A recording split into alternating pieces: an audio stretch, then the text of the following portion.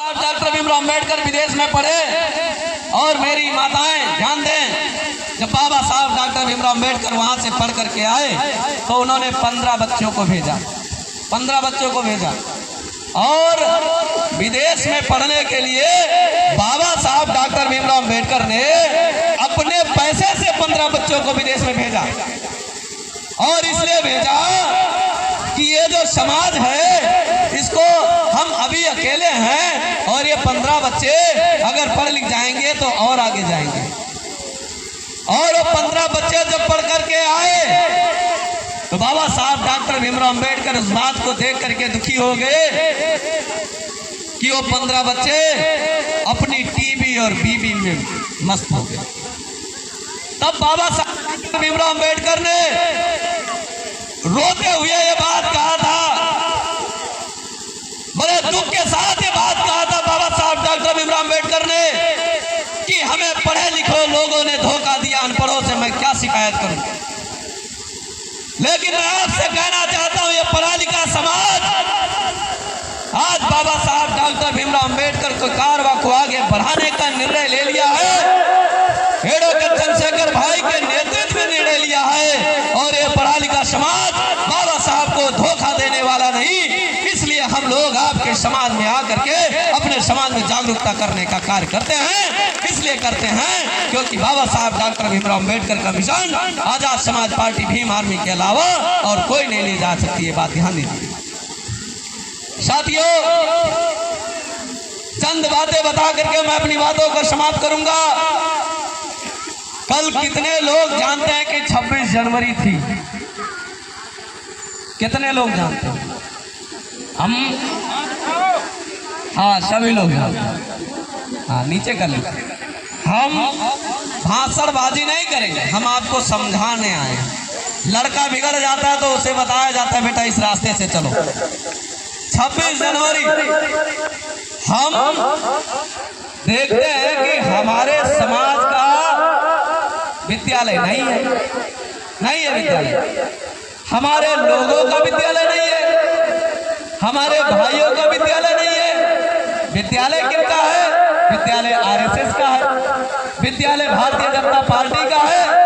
और जब आरएसएस का विद्यालय होगा तो 2 तारीख को सरस्वती पूजा होगा कि सावित्रीबाई फूले का पूजा होगा? ये बताओ।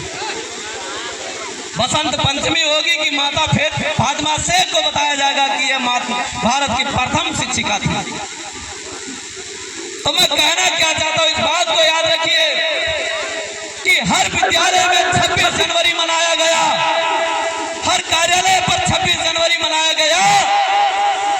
लेकिन जिस व्यक्ति ने 26 जनवरी मनाया उस व्यक्ति से कहो क्या है तो कहेगा गणतंत्र दिवस, कहेगा इंग्लिश में रिपब्लिक डे बोलेंगे। और गणतंत्र दिवस क्यों मनाया गया? संविधान लागू हुआ और जैसे संविधान का नाम आ गया समझ लीजिए 11,000 का करंट लग गया। 26 जनवरी मनाएंगे लेकिन संविधान का नाम नहीं लेंगे। और संविधान किसने लिखा ये बात किसी को बताएंगे भी नहीं। संविधान बाबा साहब ने लिखा, बाबा साहब डॉक्टर भीमराव अंबेडकर का फोटो नहीं लगाया जाएगा। हे हंस वाहिनी ज्ञानदायिनी अम्ब विमल मत, ये फोटो लगाया जाएगा किस दिवस पर? 26 जनवरी के दिन। 26 जनवरी के दिन इस देश का संविधान लागू हुआ। अगर आपका विद्यालय होता मेरे भाई तो उस जगह पर सांस्कृतिक प्रोग्राम में कन्हैया जी का, राधा जी का डांस नहीं होता है, बात याद रखें। उस जगह पर यह दिखाया जाता कि संविधान ने हमको क्या दिया और मनोविधान ने हमसे क्या क्या लिया, ये बात बताया जाता यदि आपका विद्यालय होता।